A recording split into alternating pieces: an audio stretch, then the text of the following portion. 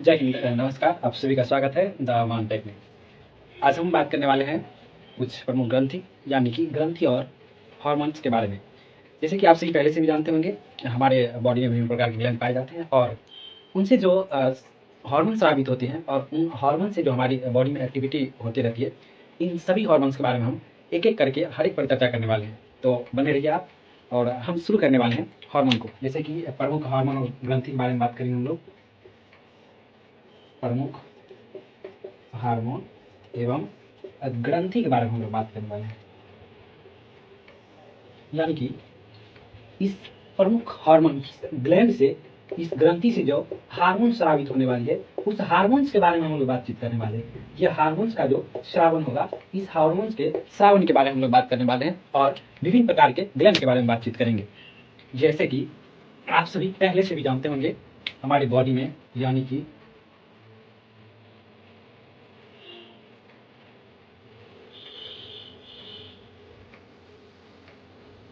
जैसे कि मान लीजिए हमारा बॉडी है और ये हम अपना बना रहे हैं, इस तरीका से हमारा बॉडी है। तो अगर हम ग्लैंड की बात करें, यहाँ पर हमारा पिट्यूटरी ग्लैंड होगा, यानी कि पीनियल ग्रंथि होगा। यहाँ पे पीनियल ग्रंथि, पीनियल ग्रंथि के बाद यहाँ पे होगा हमारा पिट्यूटरी ग्रंथि, पिट्यूटरी ग्रंथि, और पिट्यूटरी ग्रंथि के बाद यहाँ पे हमारा होगा यहाँ थायराइड ग्रंथि। और इस थायराइड ग्रंथि के बाद हम लोग बात करेंगे, यहाँ पे हमारा होगा, जिस तरीका से हम थायराइड ग्लैंड की बात करेंगे तो यहाँ पे हमारा थायराइड ग्रंथि, और यहाँ पे हमारा होगा थाइमस ग्लैंड। यानी कि यहाँ पे जो हम लोग को ग्लैंड मिलेगा वो मिलेगा थाइमस ग्लैंड, यानी कि थाइमस ग्रंथि होगा। और थाइमस ग्लैंड की वृक्क, इन वृक्क से जुड़ी, और इस वृक्क के ऊपर में जो है, इस वृक्क के ऊपर में ग्रंथि जो पाया जाता है, इस ग्रंथि को कहा जाता है एड्रिनल ग्रंथि, एड्रिनल ग्रंथि। और इस एड्रिनल ग्रंथि को हम लोग कहते हैं अधिविरिक ग्रंथि, अधिविरिक ग्रंथि। इस अधिविरिक ग्रंथि, भैया अधिविरिक, अधि मतलब क्या होता है? अधि मतलब होता है, इस अधि का मतलब होता है, मतलब के ऊपर, मतलब किडनी के ऊपर वाला ग्रंथि को हम लोग क्या कहते हैं? अधिविरिक ग्रंथि कहते हैं। और यहाँ पे हमारा होता है सेक्सुअल ग्लैंड, यानी कि जनन ग्रंथि। अगर हम बात करेंगे तो सबसे नीचे जो आएंगे हम, ये हमारा यहाँ पे क्या होगा? जनन ग्रंथि होगा। और इस तरीका से हम हर एक ग्लैंड पे बातचीत करने वाले हैं, किस ग्रंथि से कौन कौन सा हार्मोन कब कब स्रावित होता है और हम पे क्या प्रभाव डालता है। तो बने रहिए, अब देखते हैं हम लोग। और यहाँ पर जो हमारा थायराइड ग्रंथि होता है, इस थायराइड ग्रंथि का, थायराइड ग्रंथि जो होता है, इस थायराइड ग्रंथि, ये थायराइड ग्रंथि हमारा अंग्रेजी के अक्षर एच के समान होता है, अंग्रेजी के अक्षर एच के समान होता है। यानी कि अगर हम कहें तो इस तरीका से अगर हम बात करें तो ये हमारा जो होता है, ये होता है थायराइड ग्रंथि। और इस थायराइड ग्रंथि पे दो जोड़ा में पाया जाता है, उसको हम लोग जो कहते हैं, तो उसको कहते हैं हम लोग पैराथायराइड ग्रंथि, पैराथायराइड ग्रंथि, पैराथायराइड ग्रंथि। तो इस प्रकार से हम लोग टोटल मिला के पीनियल, पिट्यूटरी, थायराइड और थाइमस, उसके बाद हम लोग बात करेंगे जनन ग्रंथि, एड्रिनल ग्रंथि यानी अधिविरिक ग्रंथि,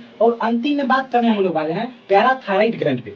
इसके साथ साथ ही हम अन्य रोचक तथ्य पे भी चर्चा करेंगे। तो बने रहें, आपको बहुत मजा आने वाला है इस वीडियो के माध्यम से, और आपको अच्छी खासी जानकारियां भी हासिल करने की मौका मिलेगा। तो सबसे पहले जो हम बातचीत करेंगे, तो वो सबसे पहले बातचीत करने वाले हैं पिट्यूटरी ग्लैंड के बारे में, पिट्यूटरी ग्रंथि के बारे में, पिट्यूटरी ग्रंथि के बारे में। इस पिट्यूटरी ग्रंथि की अगर बात करें तो ये पिट्यूटरी ग्रंथि होता है, ये पिट्यूटरी ग्रंथि पाया जाता है हमारे खोपड़ी के, हमारे खोपड़ी के एस्फिनॉइड गड्ढा में, एस्फिनॉइड गड्ढा में, एस्फिनॉइड गड्ढा में। और इस एस्फिनॉइड गड्ढा में जाके ये क्या होता है? जमा होता है। कौन सा? पिट्यूटरी ग्रंथि। पिट्यूटरी ग्रंथि कहाँ भैया पावल जाता है? तो ये पावल जाता है हमारे खोपड़ी के एस्फिनॉइड गड्ढा में। और इस एस्फिनॉइड गड्ढा में तो ये पाया जाता है, और पिट्यूटरी ग्रंथि का जो रंग होता है, इस एस्फिनॉइड गड्ढा में इसका रंग होता है, तो वो हरा कलर का होता है। कैसा होता है? हरा कलर का रंग होता है, जैसे कि आप इस फिगर के माध्यम से देखने वाले हैं। तो आगे हम बातचीत कर रहे हैं एस्फिनॉइड ग्रंथि, एस्फिनॉइड गड्ढा में पाया गया। उसके बाद पिट्यूटरी ग्रंथि की बात करें तो पिट्यूटरी ग्रंथि यह एक हमारा अंतःन्यूरो स्रावित ग्रंथि है, अंतःन्यूरो स्रावित ग्रंथि है, अंतःन्यूरो स्रावित ग्रंथि है। यानी कि न्यूरॉन से जुड़ा होता है, यानी कि ये न्यूरॉन से जुड़ा होता है, जिसके कारण इसे अंतःन्यूरो स्रावित ग्रंथि कहा जाता है। यदि इतना ही नहीं, इस पिट्यूटरी ग्रंथि का अगर हम अन्य नाम की बात करें और कौन कौन सा नाम होता है, तो इस पे हम चर्चा करने वाले हैं। जैसे कि पिट्यूटरी ग्रंथि की बात करें तो पिट्यूटरी, पिट्यूटरी ग्रंथि। इस पिट्यूटरी ग्रंथि की बात करें तो ये पिट्यूटरी ग्रंथि का अन्य नाम का बात करें हम लोग, यदि अन्य नाम की बात करें, अन्य नाम, इसका अन्य नाम है, अन्य नाम पीयूष ग्रंथि। क्या? पीयूष ग्रंथि, पीयूष ग्रंथि। और पीयूष ग्रंथि के अलावा एक और इसका नाम है मास्टर ग्रंथि, मास्टर ग्रंथि। तो इसको मास्टर ग्रंथि क्यों कहा गया है, मास्टर ग्लैंड क्यों कहते हैं? मास्टर ग्लैंड कहने का सबसे आसान रीजन इसका क्या है, इसको मास्टर ग्लैंड के इसीलिए कहते हैं क्योंकि ये पिट्यूटरी ग्रंथि जो होता है, तो पिट्यूटरी ग्रंथि इसका एक सबसे बड़ा रीजन है कि हमारी खोपड़ी का जो हमारे मस्तिष्क का हाइपोथैलेमस, हाइपोथैलेमस, हाइपोथैलेमस, ये हाइपोथैलेमस जो होता है, हाइपोथैलेमस कंट्रोल करता है, हाइपोथैलेमस कंट्रोल करता है पिट्यूटरी ग्रंथि को, पिट्यूटरी ग्रंथि को, पिट्यूटरी ग्रंथि को, पिट्यूटरी ग्लैंड को। और ये पिट्यूटरी ग्लैंड जो है, ये पिट्यूटरी ग्लैंड कंट्रोल करता है ऑल ग्रंथि को, यानी कि सभी ग्लैंड को ये कंट्रोल करता है। लेकिन एगो इनमें खचरवा बाकी रहता है, मतलब अपवाद के रूप में जो बाकी रहता है, तो अपवाद के रूप में एगो बाकी रह जाता है, तो वो अपवाद के रूप में जो बाकी रहता है तो उसको जानिए। देखिए, ये तो सब ग्रंथि पे पिट्यूटरी ग्रंथि, हाइपोथैलेमस, हाइपोथैलेमस नियंत्रण करता है, कंट्रोल करता है पिट्यूटरी ग्रंथि को, और पिट्यूटरी ग्रंथि कंट्रोल करता है सभी ग्रंथि को, यानी ऑल ग्रंथि को। लेकिन एक अपवाद के रूप में जो खतरा बच जाता है, वो बच जाता है पैराथायराइड ग्रंथि, पैराथायराइड ग्रंथि।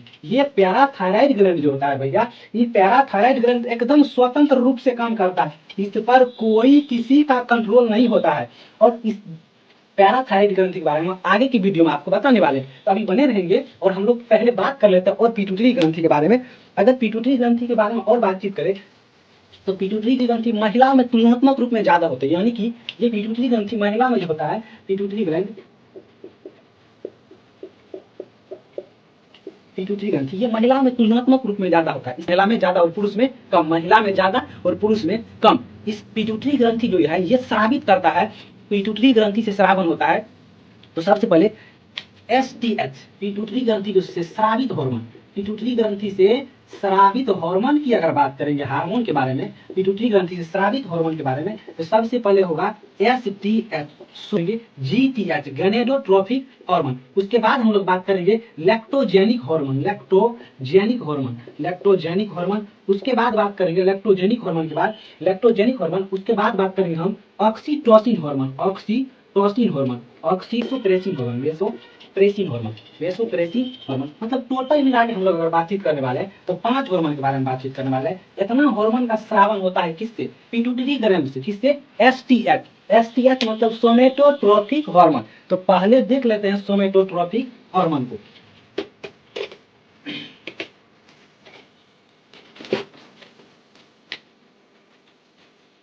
एसटीएच, एसटीएच, इस एसटीएच का मतलब क्या होगा? सोमेटोट्रोपिक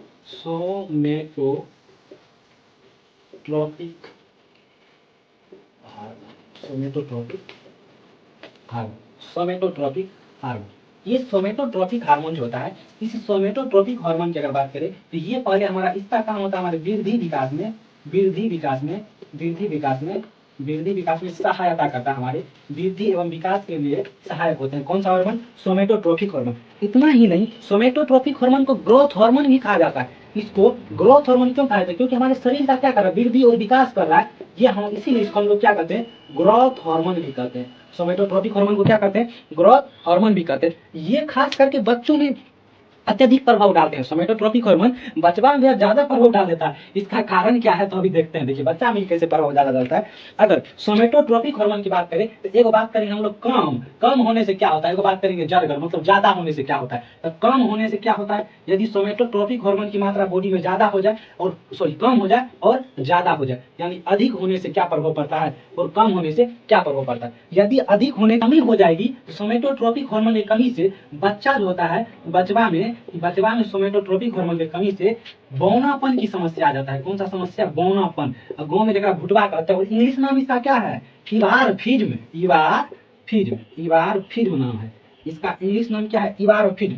इवारफिज्म की समस्या आ जाती है जब सोमेटोट्रोपिक हार्मोन की मात्रा में कमी आती है। लेकिन जब अधिकता की बात करेंगे तब, जब अधिकता की बात करेंगे तो बचवा में पहले देखेंगे, तब बुढ़वा में देखेंगे भैया, पहले बच्चा में देखिए। तो सोमेटोट्रोपिक हार्मोन की बात अगर करें बच्चा में, तो सोमेटोट्रोपिक हार्मोन यदि अधिक हो जाता है, तो बच्चा में भीम कात्र की समस्या होता है, यानी जिसको कहते हैं इंग्लिश में एक्री मिलेगी, एक्री मिलेगी, एक्री मिलेगी, एक्री मिलेगी की समस्या उत्पन्न हो जाती है, यानी भीम कात्र की समस्या उत्पन्न हो जाती है, भीम कात्र की समस्या, भीम कात्र की समस्या उत्पन्न हो जाती है। तो भीम कात्र क्या है, ये बौनापन क्या है, मतलब बुढ़वा बच्चा हो जाता है। और इसका कई रीजन है, जैसे कि अगर हम एक्री मिलेगी की बात करें, भीम कात्र की बात करें, तो बॉडी का शरीर का हड्डी लंबा हो जाएगा, कान बड़ा हो जाएगा, नटिया बड़ा हो जाएगा, मतलब इस तरीका से ये सब कौन सा चीज कहलाता है, एक्री मिलेगी कहता है। ये बच्चा में उत्पन्न होता है, बचवा में ज्यादा प्रभाव डालता है ये हार्मोन।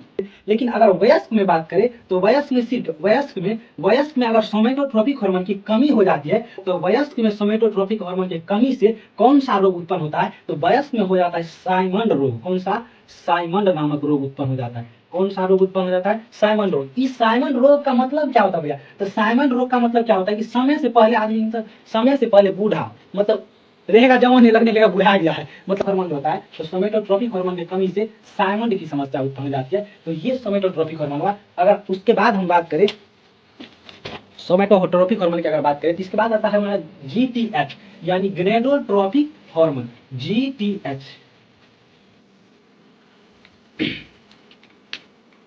इसको यहीं कर दीजिए ना, जीटीएच, गनेडोट्रोपिक हार्मोन, गनेडोट्रोपिक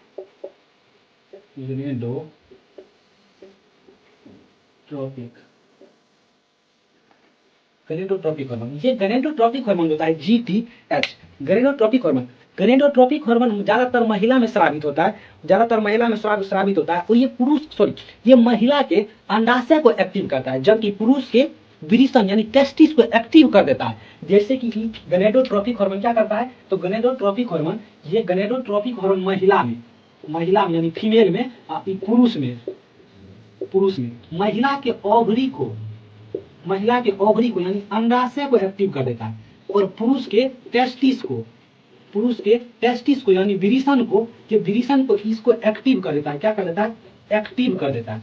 ये कौन सा हार्मोन की बात करें, इसके कमी और अधिकता से ही प्रभाव पड़ता है, और बहुत सारा प्रॉब्लम भी आता है। लेकिन अगर इससे भी और अच्छा एक हार्मोन की बात करें, लैक्टोजेनिक हार्मोन दोस्तों, लैक्टोजेनिक हार्मोन,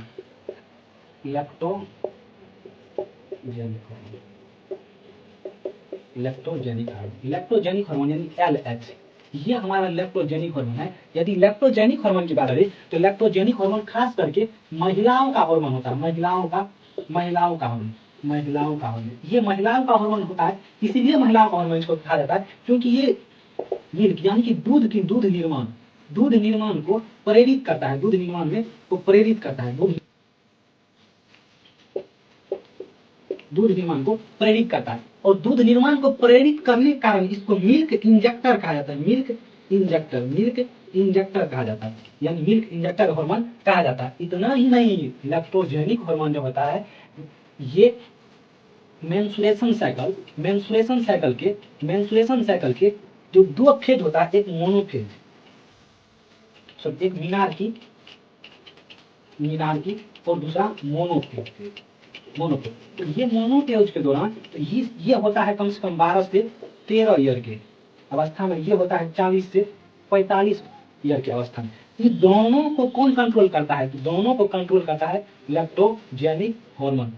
इस दोनों को कौन कंट्रोल करता है, लैक्टोजेनिक हार्मोन। इसके बाद अगर हम लोग बात करें, तो सबसे शानदार हार्मोन और एक पढ़ने वाले हम लोग ऑक्सीटोसिन हार्मोन। ऑक्सीटोसिन हार्मोन की बात करें, तो ऑक्सीटोसिन महिला में, और इसको जो है ना प्यार का हार्मोन कहते हैं, लव वाला, प्यार वाला। और ये हार्मोन का और एक काम क्या है, तो ये हार्मोन में कहा गया है कि लैक्टोजेनिक हार्मोन, ऑक्सीटोसिन हार्मोन जो होता है, ऑक्सीटोसिन हार्मोन हमारे अच्छे मूड और निर्णय लेने के लिए बड़ा शानदार काम करता है। लेकिन निर्णय का लेगा ससुरा गड़बड़ा जाता है कभी कभी निर्णय लेने के चक्कर में। ये लव हार्मोन आता है तो महिला के पास, यानी फीमेल के पास, फीमेल में एक्टिव रहता है एकदम, बड़ा खतरनाक पोज रहता है कि गड़बड़ा जाता है इसमें पुरुष। को मान लीजिए अगर ऑक्सीटोसिन हार्मोन, पहले देख लीजिए ऑक्सीटोसिन हार्मोन, ये ऑक्सीटोसिन हार्मोन जो होता है, अब मान लीजिए यहाँ पे वो भुटकी को बना दे, भुटकी में ज्यादा प्रभाव कौन डालेगा, लैक्टोजेनिक हार्मोन। ये भुटकी में ज्यादा प्रभाव कौन डालेगा, तो यहाँ एगो भुटका बना दीजिए, ये भुटका में कौन प्रभाव डालेगा, तो ये क्या होता है, इसमें निकलता है, इसमें निकलता है, इसको ये प्रभावित करता है, प्रभाव डालता है एकदम पूरा खतरनाक। इसीलिए इसको लव हार्मोन जो कहा जाता है, लव हार्मोन, ये ऐसे करके लव हार्मोन, तो ये लव हार्मोन जो कहा जाता है, तो लव निकलता तो इसमें है, लेकिन निकलता तो किसमें है, मेल में। किसमें निकलता है, मेल में। प्रभाव ज्यादातर वो इलेक्ट्रोजेनिक ऑक्सीटोसिन का ज्यादा प्रभाव रहता है महिला में। और लेने का इसका मुख्य काम क्या बताता है, इसको अच्छा मूड, एकदम सुंदर मूड रहना चाहिए, खतरनाक फ्रेश मूड। और उसके बाद क्या होना चाहिए, मूड अच्छा रहेगा और निर्णय लेने में सहायक। रेस निर्णय खा लेगा, ये गड़बड़ा जाता है, ये थोड़ा सा अखिया इधर चटका के पगला जाता है, चल जाता है मिल और फुरा के चल आता है, तो गड़बड़ा जाता है। तो इसीलिए कहा जाता है कि निर्णय मत लीजिए, उस टाइम में निर्णय अच्छा लीजिए। और आप अच्छा निर्णय कोई नहीं ले पाता है, चल जाता है मिले, तो सोच समझ के मिले ले जाना चाहिए, गड़बड़ा जाता है, थोड़ा के चल आता है। तो छोड़िए खैर इस बात को। अब देखिए ऑक्सीटोसिन हार्मोन का और कुछ शानदार बात बताने वाले हैं। प्रसव पीड़ा, प्रसव के दौरान यानी प्रसव पीड़ा के दौरान, प्रसव पीड़ा, जब प्रसव पीड़ा होता है, प्रसव पीड़ा के दौरान ऑक्सीटोसिन हार्मोन निकलता है। ऑक्सीटोसिन हार्मोन महिलाओं में निकलता है। तो जब ये ऑक्सीटोसिन हार्मोन निकलता है, क्यों निकलता है उस टाइम में, क्योंकि उस टाइम में ये लेबर पेन यानी कि लेबर पेन की समस्या को दूर करता है, यानी कि जब दर्द, तो उस टाइम में जब ये ऑक्सीटोसिन हार्मोन निकलता है प्रसव पीड़ा के दौरान, तो बच्चे के जन्म को क्या कर देता है, प्रसव पीड़ा के दौरान बच्चे के जन्म को, बचवा का जन्म को आसान कर देता है, बच्चे के जन्म को आसान कर देता है। और माँ को दर्द कम होता है, इसीलिए इसको लेबर पेन कहा गया है। इसीलिए इसको क्या कहा गया है, लेबर पेन कहा गया। इसीलिए इसको क्या कहा गया, लेबर पेन कहा गया। इसीलिए इसको क्या कहा गया है, लेबर पेन कहा गया। तो ये ऑक्सीटोसिन हार्मोन का इतना शानदार काम है। और उसके बाद देखिए ऑक्सीटोसिन हार्मोन को इसी कारण बर्थ हार्मोन भी कहा गया है। क्या कहा गया है, बर्थ हार्मोन भी ऑक्सीटोसिन हार्मोन को ही कहा गया है। इतना ही नहीं, ऑक्सीजन के बाद ये मिल्क जन्म के बाद ये दूध उत्पादन दर को बढ़ा देता है। मतलब इससे पहले जो लैक्टोजेनिक हम लोग पढ़े थे, तो लैक्टोजेनिक क्या कर रहा था कि दूध निर्माण को दर को भी बढ़ाता था, लेकिन जन्म के बाद जो अच्छा तरीका से बढ़ाता है तो वो ऑक्सीटोसिन हार्मोन बढ़ाता है। और ऑक्सीटोसिन हार्मोन को भी मिल्क इंजेक्टर कहा जाता है। ऑक्सीटोसिन हार्मोन को भी मिल्क इंजेक्टर हार्मोन कहा जाता है। मिल्क इंजेक्टर हार्मोन भी ऑक्सीटोसिन हार्मोन को भी कहा जाता है। लेकिन इसका कभी कभी दुर्व्यवहार भी होता है। तो इस तरीका से जैसे कि अभी वर्तमान भारत में तो इसको बंद कर दिया गया, दूध इस ऑक्सीटोसिन का यूज करके बाहर कृत्रिम तरीका से ऑक्सीटोसिन का यूज करके मिल्क बाहर निकाल के बेच लिया जाता था। तो इस तरीका के दुर्व्यापार को भारत सरकार द्वारा प्रतिबंधित कर दिया गया है, जो कि अच्छी बात है भी नहीं। तो इस ग्रंथि जो हमारा है वो है अब है थायराइड ग्रंथि।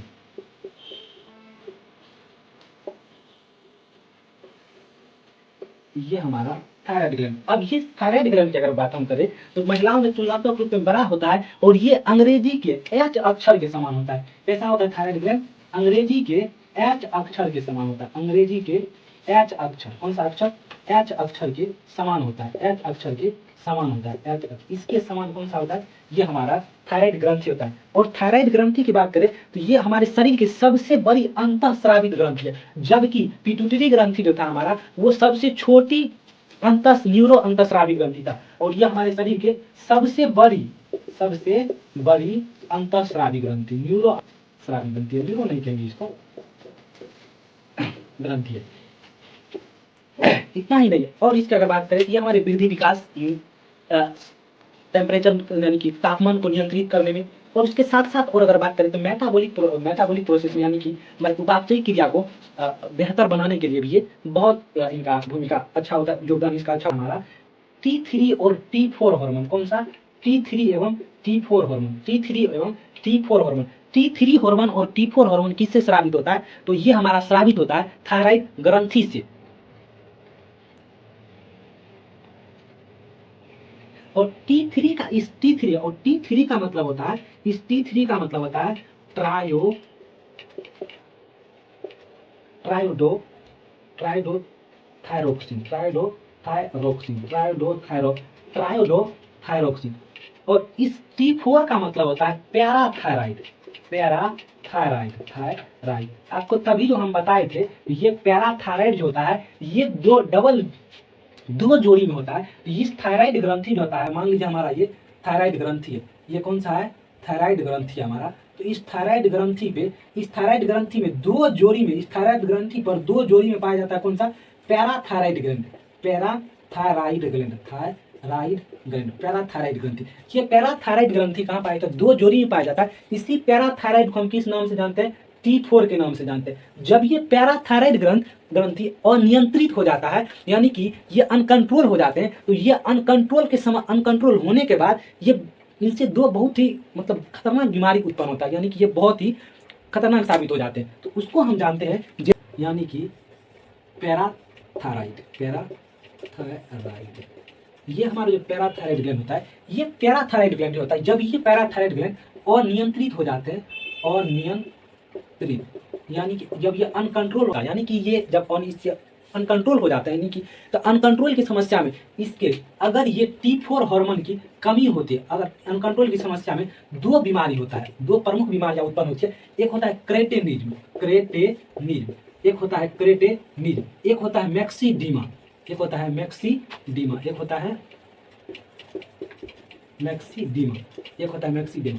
तो ये दो बीमारी उत्पन्न होता है। तो ये क्रेटेनिज्म बीमारी जो होता है, ये क्रेटेनिज्म ज्यादातर बच्चों को प्रभावित करता है। जब बच्चों को प्रभावित करता है, क्रेटेनिज्म की समस्या तब आती है जब गर्भवती महिला में आयोडीन की कमी, यानी कि आयोडीन की मात्रा अगर अच्छी तरीका से नहीं लिया जाए तो इस स्थिति में बच्चों में क्रेटेनिज्म हो जाता है। ये क्रेटेनिज्म बीमारी उत्पन्न हो जाती है और इस क्रेटेनिज्म से बच्चों में आ जाता है मंद बुद्धिता, यानी बच्चा भोथा हो जाता है, एकदम भोत हो जाता है, एकदम मतलब लगेगा बोलिए कुछ होगा, कुछ समझ में नहीं आएगा उस तरीका से। तो इसीलिए तो ये हार्मोन को यानी कि T4 या पैराथायराइड के कारण होता है। तो इसके लिए हमको सबसे पहले गर्भवती महिला को आयोडीन का अच्छा तरीका से सेवन करना चाहिए। तो इस स्थिति में कौन सा होता है? मंद बुद्धि आ जाता है, बच्चा में मंद बुद्धि की समस्या उत्पन्न हो जाती है। जबकि मैक्सीडीमा का अगर बात करें तो मैक्सीडीमा होता है वयस्क में ये बीमारी हो जाता है। कौन सा बीमारी? वयस्क में हो जाता है मैक्सीडीमा। मैक्सीडीमा होने का क्या कारण है? तो ये भी होता है आयोडीन के कमी से ही। तो आयोडीन के कमी से ही कौन सा रोग होता है? ये भी होता है, ये आयोडीन के